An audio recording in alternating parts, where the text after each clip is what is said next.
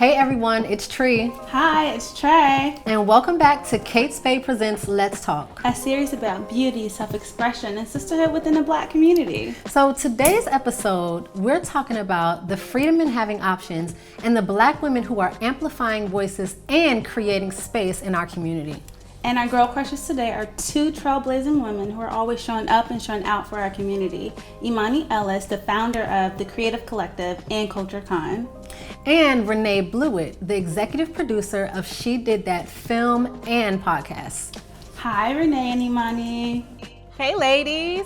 Cheers. Cheers. So when I think about freedom, I think about having the option to choose the life that I want and most importantly, the life that I deserve. But before I go more into that, I want to know from all of you, including you, Tree, what does freedom mean to you? I'll start. My entire platform is all about celebrating and just shining a light on Black women entrepreneurs. And for me, entrepreneurship is freedom. It is the path to financial empowerment. It is a form of resilience. It is the way that we can build legacy in our community, and all of that is freedom for me. I'll second that. I mean, when I think of freedom, I really think of like the ultimate state of well-being because there's no restraint. There's no restraint on opportunities. There's no restraint on your choices and your options and your body. I mean, you're just free to do whatever you choose. You took the words right out of my mouth. It's acting without restraint, which is also power, right? It's powerful. Freedom is powerful.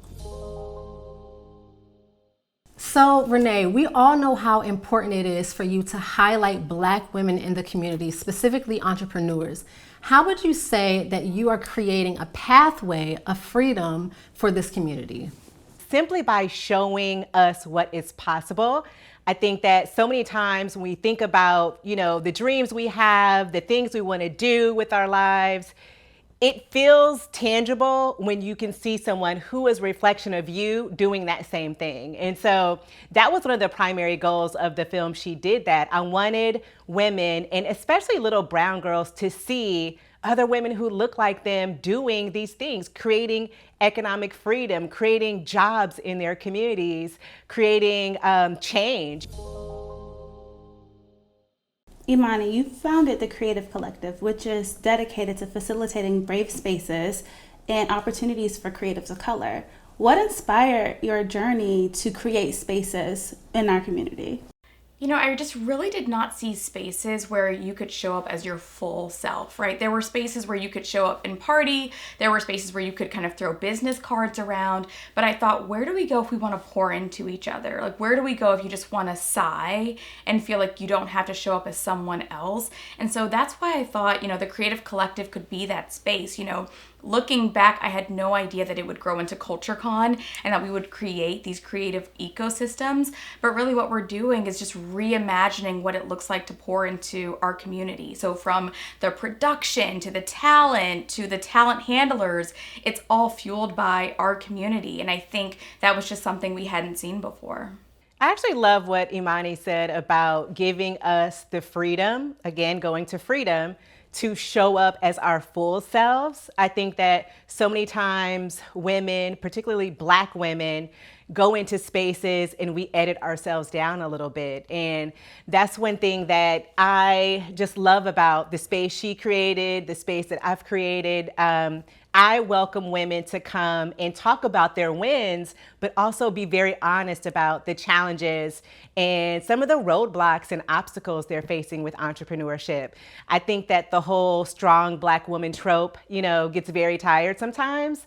And it's a beautiful thing for us to be able to come together and empower each other, but also take the cape off. And bragging on ourselves, because I feel as if a lot of Black women have so many accolades and accomplishments, but one thing we do is we keep working. We don't sit to brag or talk about the things we have done because we think we're not supposed to, but we have to live in that moment and soak it in.